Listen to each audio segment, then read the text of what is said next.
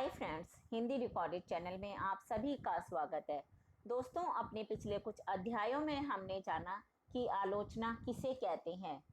दोस्तों, किसी वस्तु विषय की उसके लक्ष्य को ध्यान में रखते हुए उसके गुण, दोषों एवं उपयुक्तता का विवेचन करने वाली विधा को ही हम आलोचना कहते हैं।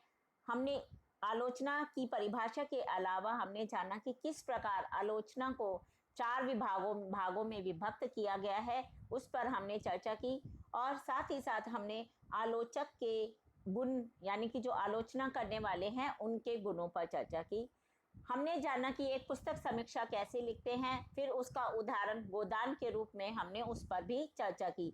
आज के अध्याय में हम जानेंगे कि हिंदी साहित्य के प्रमुख आलोचक कौन कौन रहे हैं और एक आलोचना की आवश्यकता हमें क्यों पड़ती है। तो दोस्तों, आज के अध्याय को हम शुरू करते हैं और जानते हैं हिंदी साहित्य के प्रमुख आलोचक और साथ ही साथ ये जो आलोचना साहित्यिक विधा है इसकी हमें क्यों आवश्यकता पड़ती है। दोस्तों, हिंदी साहित्य के प्रमुख आलोचक भारतेंदु हरिश्चंद्र को ही इस विधा का जनक माना जाता है। उन्होंने सबसे पहले नाटक नाम का एक लंबा सा निबंध लिखा और फिर इसकी शुरुआत की। और हिंदी साहित्य के प्रमुख आलोचक हैं, उनके बारे में हम थोड़ा थोड़ा जान लेते हैं। सबसे पहले है भारतेंदु हरिश्चंद्र। इनको इस विधा का जनक माना जाता है। उन्होंने नाटक नामक एक लंबा निबंध लिखा और सैद्धांतिक समीक्षा का श्री गणेश किया। निबंध में भारतेंदु ने उन सिद्धांतों की बात की है जिसके आधार पर समीक्षा की जा सकती है। उनके बाद भारतेंदु हरिश्चंद्र के बाद हुए आचार्य महावीर प्रसाद द्विवेदी। इन्होंने अपने द्वारा संपादित साहित्यिक पत्रिका सरस्वती के साथ आलोचना के एक नए युग का आरंभ किया। इनके द्वारा रचित कालिदास की निरंकुशता, नैषध चरित्र चर्चा, विक्रमांक चरित्र चर्चा हिंदी आलोचना के सर्वश्रेष्ठ ग्रंथ माने जाते हैं। अगले आलोचक हैं पंडित बालकृष्ण भट्ट। हिंदी की प्रमुख पत्रिका हिंदी प्रदीप के संपादक बालकृष्ण भट्ट ने इसी पत्रिका में लाला श्रीनिवास दास द्वारा लिखित नाटक संयोगिता स्वयंवर की आलोचना लिखकर जो भारतेंदु हरिश्चंद्र का कार्य था उसको आगे बढ़ाया। और अपनी इस आलोचना में इन्होंने जहां एक और भारतेंदु द्वारा स्थापित मापदंडों को अपनी आलोचना का आधार बनाया, तो साथ ही साथ उन्होंने आगे आलोचना में और भी कुछ नए सिद्धांत भी विकसित किए, निर्मित किए। अगले हैं हमारे मिश्र बंधु। मिश्र बंधुओं ने तुलनात्मक आलोचना का श्री गणेश किया। उन्होंने हिंदी के नव कवियों का तुलनात्मक अध्ययन किया, साहित्यिक मापदंडों पर उनकी रचनाओं को कसा। उन्होंने हिंदी नवरत्न की रचना की। ग्रंथ में उन्होंने देव को हिंदी साहित्य का सबसे बड़ा घोषित किया। अगले हमारे आलोचक हैं पदम सिंह शर्मा। हिंदी साहित्य के ये प्रमुख आलोचक पदम सिंह शर्मा मिश्र बंधु से सहमत नहीं थे। उन्होंने बिहारी की रचनाओं का बहुत ही सूक्ष्म विश्लेषण किया। फिर उनका जो यह ग्रंथ था बिहारी सतसई की भूमिका के नाम से काफी प्रसिद्ध भी हुआ। श्याम सुंदर दास आलोचक के बारे में पढ़ते हैं। हिंदी साहित्य की समालोचना के क्षेत्र में बाबू श्याम सुंदर दास का नाम बहुत ही आदर के साथ लिया जाता है। अपने कई आलोचनात्मक ग्रंथ लिखकर आलोचना को एक मुकम्मल स्थान पर इन्होंने पहुंचाया। साहित्य आलोचन, भाषा रहस्य, हिंदी साहित्य, इन ग्रंथों में इन्होंने आलोचना के कई नए और वैज्ञानिक सिद्धांत गढ़े हैं।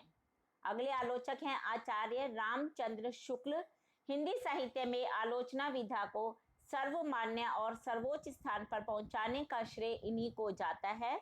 इन्होंने अपने लेखों और ग्रंथों में आलोचना के कई प्रामाणिक सिद्धांतों की रचना की।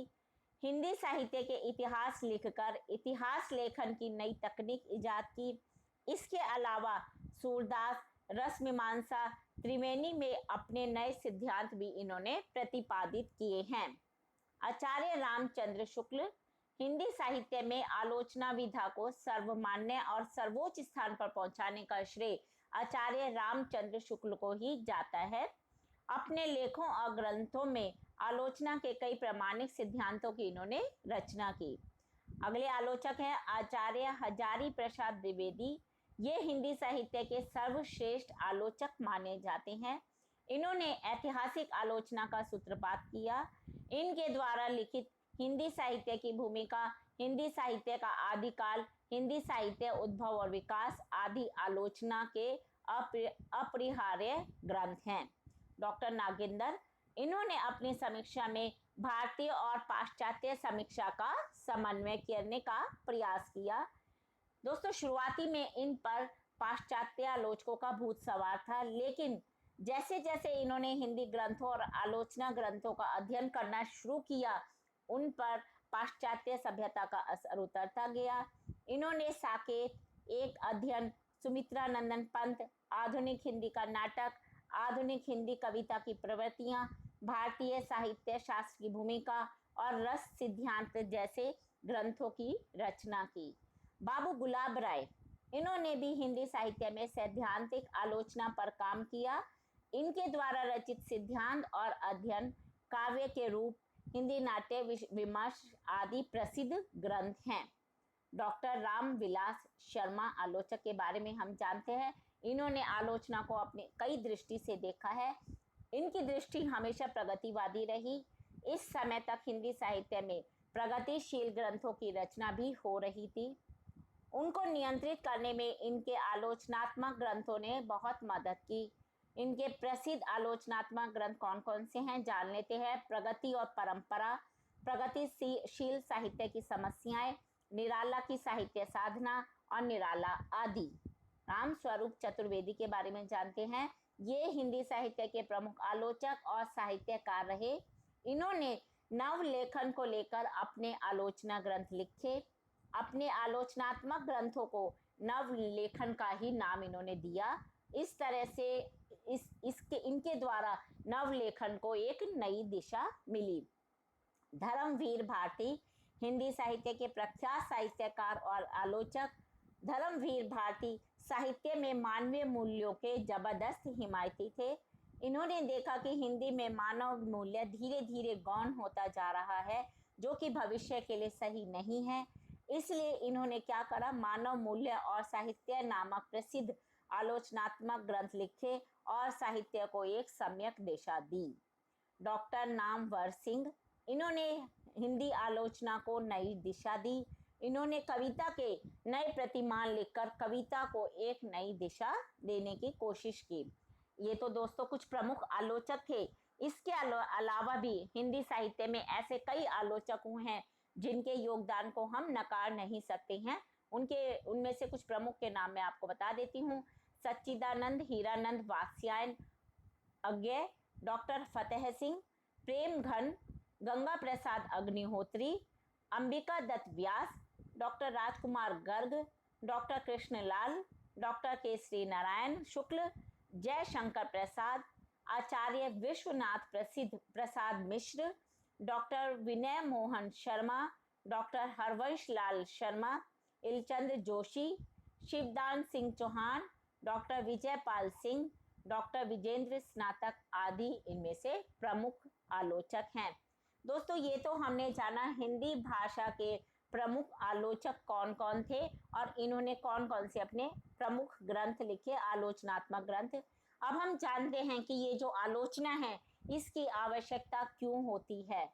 आप जानते हैं सभी कि हिंदी साहित्य का भंडार अनंत एवं विशाल है। साहित्य के प्रति पाठकों में जहां अपरिमित जिज्ञासा और उसको जानने की इच्छा होती है, वहीं वह इस तथ्य से विज्ञ भी हैं कि उसे साहित्य को पूर्ण रूप से प्राप्त करना उनके बस की बात नहीं है। किंतु किसी भी पाठक के लिए अब इतना साहित्य है, वो कैसे उसको पढ़ सकता है। ऐसे में क्या होता है कि एक अच्छे योग्य साहित्य को चुनने में आलोचना पाठकों की मदद करती है। किस प्रकार से आलोचक क्या क्या करते हैं, आलोचना रचनाकार का परिचय तथा उसकी रचना का संक्षिप्त ज्ञान पाठकों तक पहुंचाती है। इससे क्या होता है कि जो पाठक है वो समझ जाते हैं कि उन्हें किस प्रकार की किताबें साहित्य को पढ़ना है। जो उनकी जो इंटरेस्ट है उनका किस तरह के साहित्य में है, और उससे उन्हें समझ आ जाता है। आलोचना पाठक की अभिरुचि को भी परिमार्जित कर सकती है। उस कृति के गुण दोषों के साथ उसके रचनाकार के प्रति पाठकों के मत स्थिर करने में भी यह सहायक है। जैसा कि मैंने अभी आपको बताया कि पाठकों को आसानी रहती है, पाठक अपनी रुचि के अनुसार उस साहित्य की आलोचना पढ़कर जान लेते हैं कि उसके गुण दोष उसे समझ आ जाते हैं, और यह भी समझ आ जाता है कि यह साहित्य उनको पसंद आएगा या नहीं आएगा। उत्कृष्टता का प्रकाशन भी आलोचना का ही कार्य है।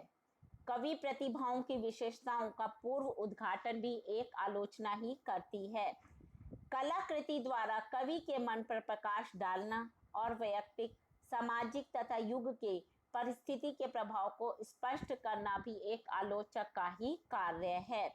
अतः आलोचना के पीछे दो प्रधान पक्ष माने जाते हैं, एक कवि और कलाकार की कृति की पूर्ण व्याख्या करना, तो दूसरा उसका महत्व तथा मूल्य निरूपित करना। यदि आलोचक अपने उत्तरदायित्व के प्रति जागृत है तो वह दोनों पक्षों के कार्य का निर्वाह करता है। दोस्तों, हमने आलोचना के हर पहलू पर अपने 3-4 अध्यायों में चर्चा की। आपको आलोचना या समीक्षा के विषय में और कुछ भी जानना हो, या फिर आपको किसी किताब की, उपन्यास की या कहानी की समीक्षा चाहिए, तो आप कमेंट बॉक्स में लिखकर मुझसे पूछ सकते हैं। आपके सवालों का जल्द ही जवाब दिया जाएगा, और आगे भी हिंदी भाषा के इसी प्रकार के अध्याय लेकर हम उन पर चर्चा करते रहेंगे। उसके लिए आपको मेरे इस चैनल को लाइक और सब्सक्राइब करना होगा। धन्यवाद दोस्तों, आपका दिन शुभ हो।